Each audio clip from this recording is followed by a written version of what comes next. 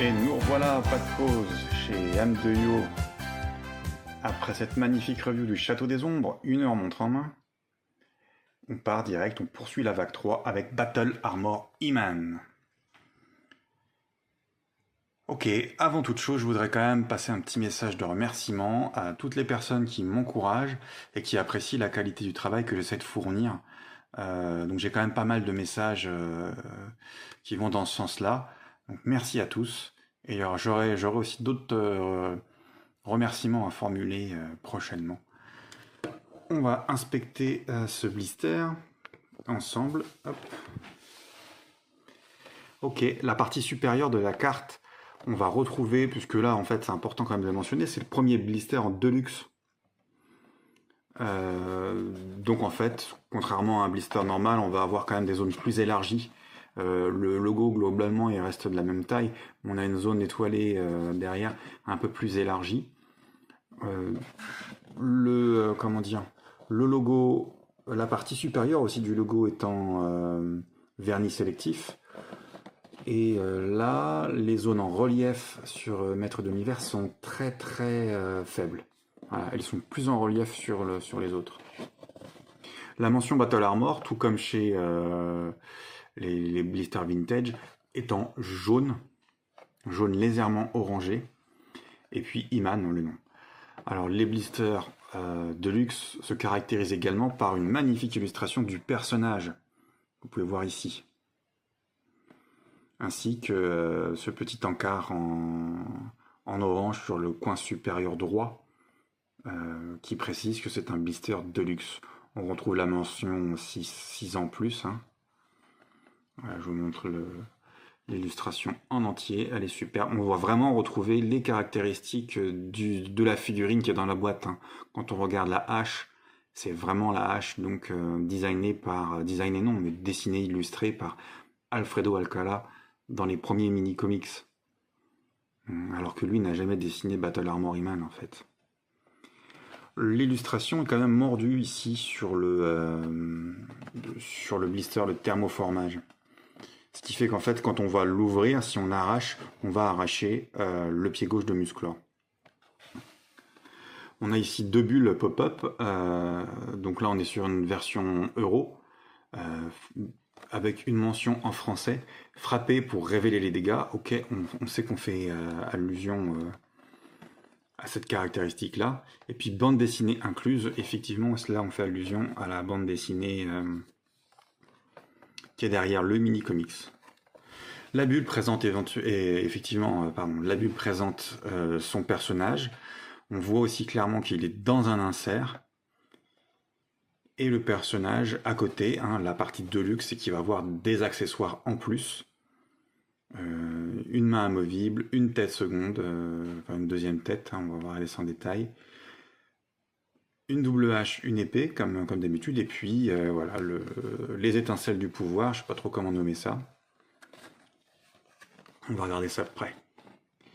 Et le fait qui est intéressant ici, c'est cette tête-là.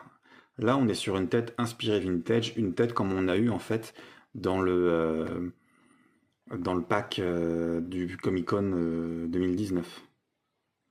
Et c'est ce que les fans réclament en fait, puisque là, on est sur la Wave 3, on est en 2021, ça commence à courir, donc c'est la seconde année.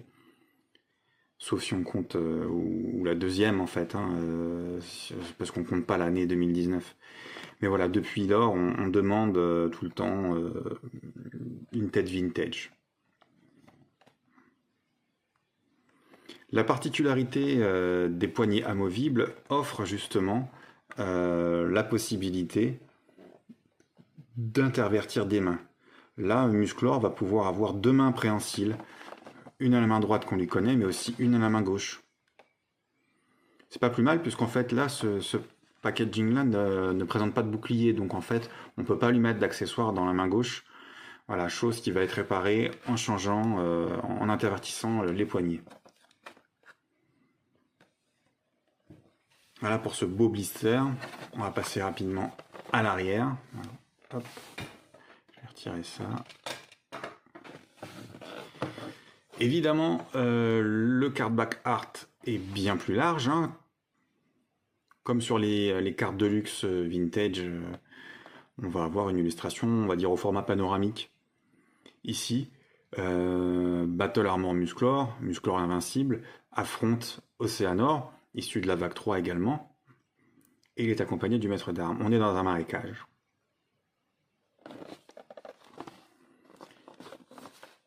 On va avoir 3 illustrations qui vont permettre, comme dans le blister vintage, qui vont permettre de montrer un petit peu les capacités de cette caractéristique-là, hein, du jouet, du gadget qu'il a, à savoir donc la dégradation de l'armure au fur et à mesure des impacts qu'il prend sur le plastron, tout simplement.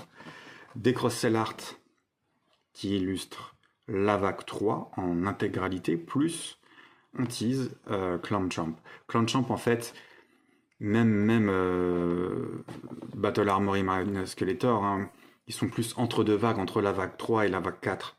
Mais voilà, moi, les fichiers dans lesquels je me base intègrent Musclor et Skeletor dans la vague 3. Je me base sur, bien entendu, plusieurs fichiers. Et Clanchamp dans la vague 4. Donc, tout bientôt. Et également Pantor. Gringer pour accompagner Pantor, issu de la première vague. On va avoir les mêmes, comment dire, les conformités aux normes de sécurité en différentes langues, de manière un peu plus étalée. Enfin, ça fait moins condensé que sur les blisters habituels. J'ai l'impression, enfin ouais, on est peut-être légèrement plus large, mais bon, globalement. Et puis cette façon d'ouvrir, hein, je l'ai peut-être déjà mentionné, je sais plus, qui permet facilement d'arracher le blister et qui, soi-disant, va permettre de faire circuler de l'air à l'intérieur de la bulle afin qu'elle ne jaunisse pas pour les collectionneurs qui vont stocker ça. On va s'arrêter un instant aussi sur le visage de Musclor, un visage qui est plus controversé, puisque là, tout le monde s'accorde à dire que cet air stupéfait qu'il est censé avoir fonctionne pas trop, il est juste moche. Et moi je me suis toujours demandé, et je lui ai posé la question plusieurs fois, alors soyez pas choqués, pourquoi a-t-il 2 paires de sourcils? Là vraiment, il faut qu'on m'explique. En dehors de ça, ouais, au niveau blister, présentation, ça va être la seule chose que je vais avoir à reprocher. Et puis, j'aimerais faire une comparaison avec la version, entre guillemets, vintage, hein, une commémorative, une carte commémorative qui est vraiment l'exacte reproduction de ce qu'on avait eu dans les années 80. Alors, ce Musclor-là était paru en 1983 pour la vague 3. Et oui, vague 3 comme pour les Origins. Ça, c'est une bulle que j'apprécie vraiment particulièrement. Et les commémoratives, quel jouet qualitatif, là. On est plus de 20 ans après, je tiens à remercier Musclor, pas vraiment, à remercier Mattel d'avoir fourni cette série-là, même s'il n'y a pas eu grand-chose malheureusement. C'était vraiment super. Alors à l'époque, comme on peut voir là, les coloris, la typographie, c'est vraiment la même. Et le Musclor Battle Armor de l'époque, lui, n'était pas en carte Deluxe. Les Deluxe sont arrivés un peu après avec Thunder Punchy Man et Dragon Blaster Skeletor. Et là, je sais pas ce que vous en pensez, mais ok, on adore tous le matos Origins, il n'y a pas de problème. Cependant, les figurines vintage et même la commémorative de 2001 ont un cachet qu'il n'y a pas chez les origines. Et ça, c'est... je sais pas d'où ça vient. Je sais pas si c'est au niveau des couleurs, de ces illustrations. Il y a un truc qui manque chez les origines, c'est très bien, mais voilà, il y a un cachet. Et c'est la raison pour laquelle les collectionneurs d'aujourd'hui ne bradent pas leurs figurines vintage. Au contraire, ils les chérissent encore plus. Et c'est pas rare de voir une fois que qu'une figurine, comment dire, Origins est lancée, est à la mode, de voir la vintage, la cote remonter un petit peu. Voilà. À l'arrière, déjà, ça va être intéressant de voir, on est déjà dans un marécage, et Musclor affronte une fois de plus Océanor. On avait ça, du coup là je vais me permettre de faire un... On a l'impression qu'en fait c'est le même combat qui reprend. Hein. Et on peut comparer ces illustrations là, ça c'est intéressant à faire. On est vraiment sur des choses toutes proches, hein, la forme de l'épée. Bon, ici, oui, c'est l'épée Alcala sur la nouvelle version, mais la position, pardon, de l'épée, on est vraiment sur quelque chose de tout proche. Par contre, sur la version commémorative ici, on est quand même sur un 12-back, avec vraiment beaucoup de personnages. Niveau origine, si on devait comparer, il nous manquerait Mekanek, Ramman et Triclops. Ce qui veut dire quand même que les Origins, ça booste. On est vraiment sur des sorties soutenues. Ah, j'ai du mal à me séparer de cette bulle-là. Elle est vraiment magnifique. Voilà.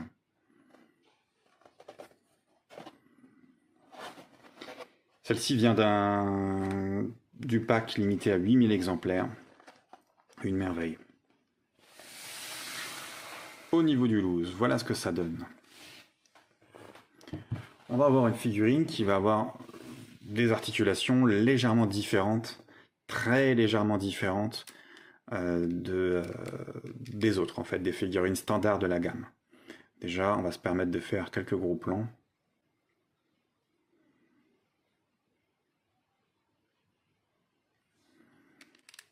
J'aime bien prendre mon temps et faire des gros plans, même si ce visage, comme je le dis, est assez controversé, avec des pupilles creusées.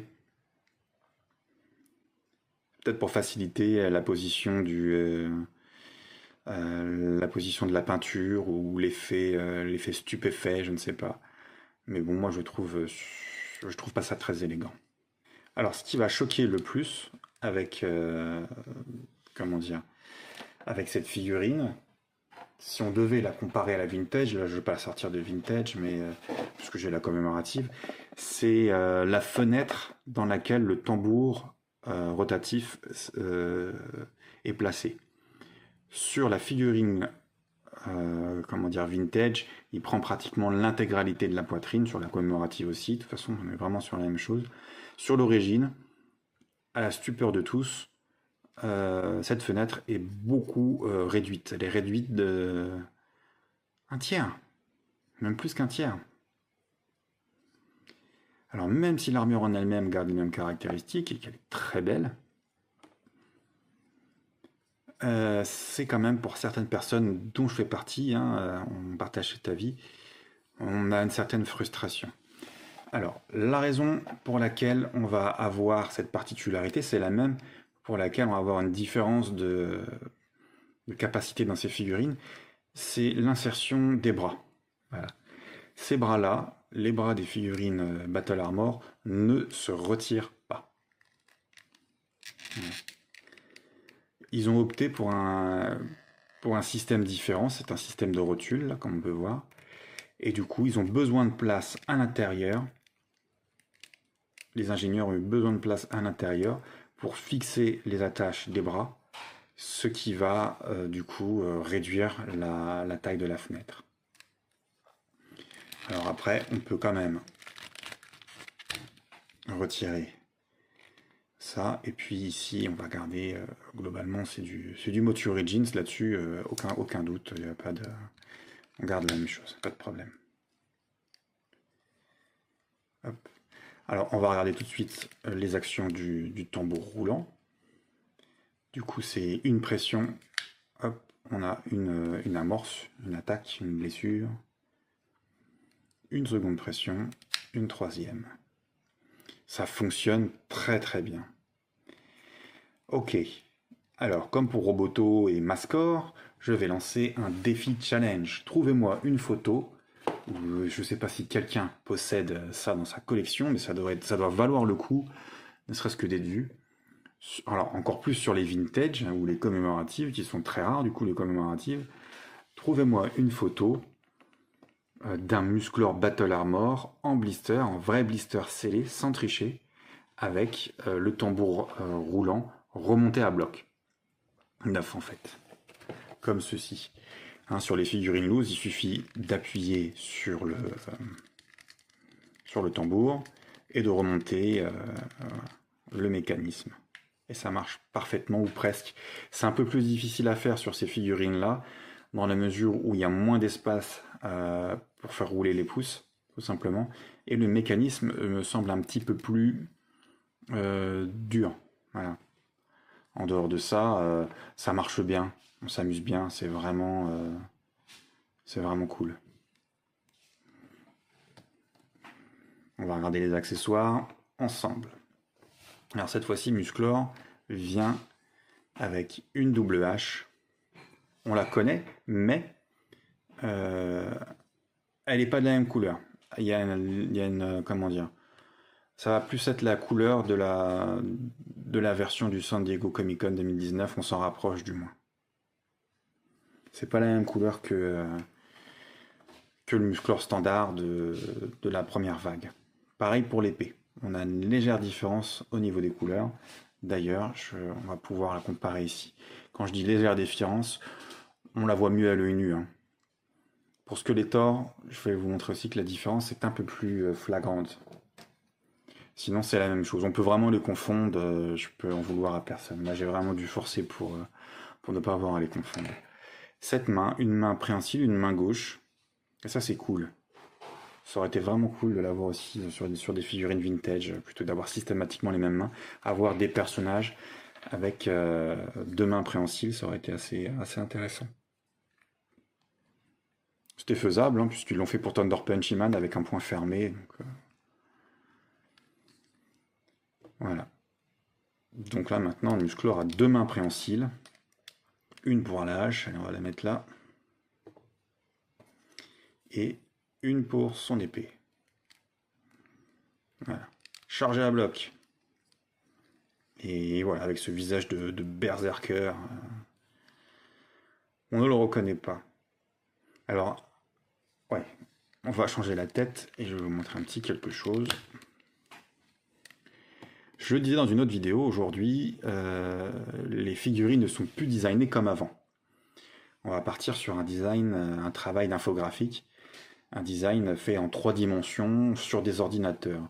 Ce qui donne une possibilité supplémentaire qu'il n'y avait pas dans les designs vintage, c'est de modifier ces fichiers-là, ouvrir la bouche, écarter les yeux, c'est ce qui a été fait ici. Et on remarque vraiment, voilà, avec la tête de la première vague, cet effet. C'est vraiment la même tête, juste la bouche a été modifiée, ainsi que les yeux.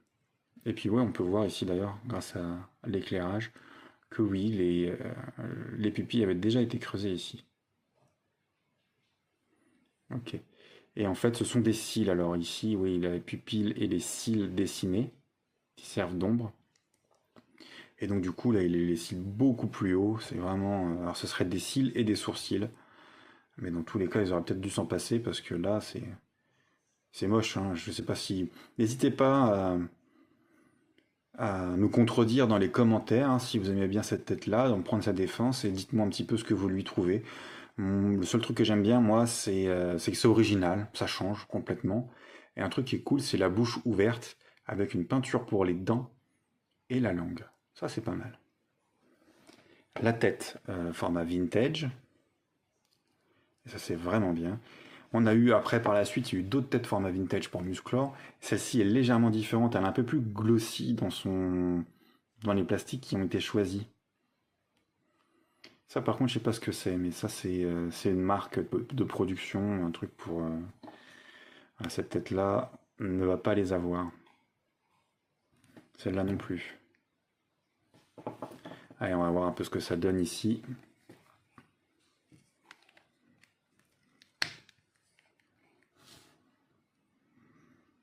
Ouais, c'est cool, hein. On va retrouver là un Musclor, Battle Armory Man, tel qu'on l'aime. Tête très proche de la tête vintage, c'est vraiment intéressant. Voilà, je compare avec la commémorative, mais la tête commémorative est légèrement différente. Mais elle est bien, elle tourne bien. Ok. Une particularité dont je n'ai pas parlé. Hop, alors, on va saisir l'épée. Je ne suis pas obligé, mais bon, ouais. Vous connaissez l'épée de Skeletor. ça s'insère comme ça. Hop. Donc là, on va avoir une épée complète. On va pouvoir retourner dans la vidéo précédente, ouvrir le château. Ça, c'est un truc qui est vraiment cool et qui est une belle amélioration. C'est un, je vais appeler ça pas un fourreau, un holster, je sais pas, mais bref, il y a cette ouverture à l'arrière de l'armure de Musclor qui permet vraiment de placer cette épée sans qu'elle ne bouge. Là, on n'a vraiment aucun problème, ça tient bien, ça abîme pas l'accessoire, c'est vraiment pas mal. On peut aussi mettre la hache. Alors, il faut forcer un peu. Voilà, mais ici, enfin, forcer ici, non. Ça passe tout seul. Ici, il faut forcer un peu pour bien la maintenir. Et puis voilà. Pas mal. Le dernier accessoire que je n'ai pas encore mentionné.